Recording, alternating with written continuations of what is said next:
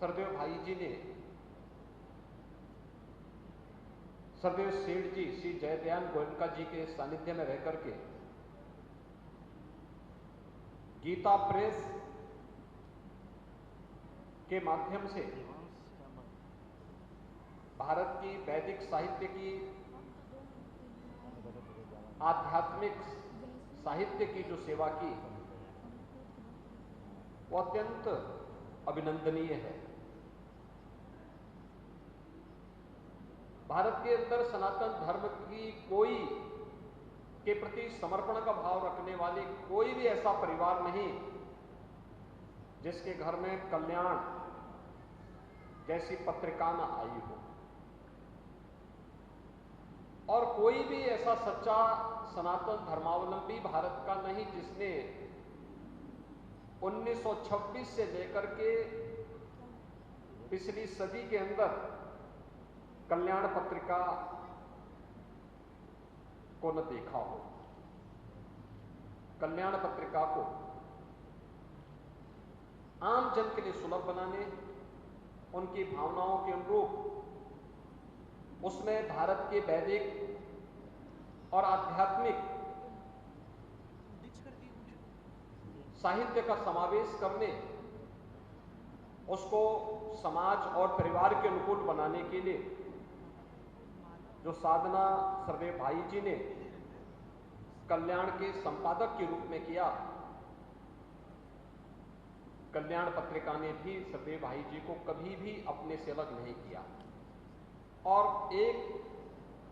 दोनों एक दूसरे के पूरक बन गए। आज भी घर घर में वही साहित्य पढ़ा जाता है जो उस कालखंड में भाई जी ने रचा था, लेकिन यह एक पक्ष है उनका लेखनी का, साहित्यिक का, भारत की वैदिक और पौराणिक साहित्य के प्रति उनकी पकड़ का। लेकिन इससे भी विराट एक व्यक्तित्व सरदेव भाई जी का था। कोई ऐसा एक सामान्य व्यक्ति को इस पर विश्वास करना बहुत कठिन होगा कि क्या एक व्यक्ति इतने रूपों में हो सकता है कि वह क्रांतिकारियों का भी सहयोगी हो, वह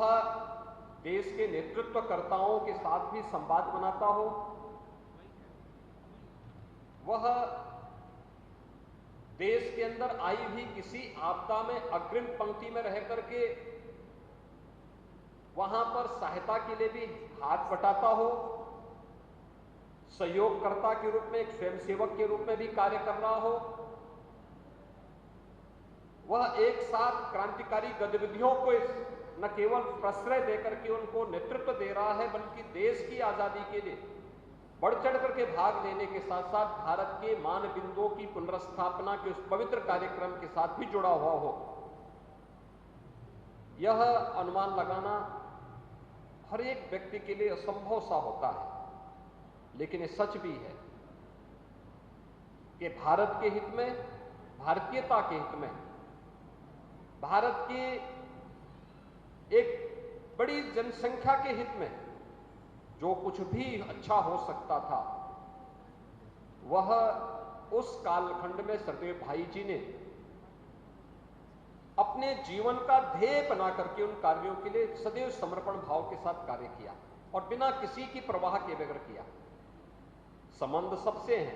संवाद भी सबसे है, लेकिन संबंध और संवाद से भी बढ़ करके व्यवहारिक जीवन में देश हित में क्या हो सकता है यह उनके लिए अत्यंत महत्वपूर्ण था। सनातन धर्म के हित में क्या हो सकता है, जो सनातन धर्म के हित में होगा, जो देश के हित में होगा वही हम करेंगे। इसके अलावा हमारे किसी प्रकार के संबंध और संवाद का कोई मायने नहीं, और इसको उन्होंने जीवन पर्यंत निभाया।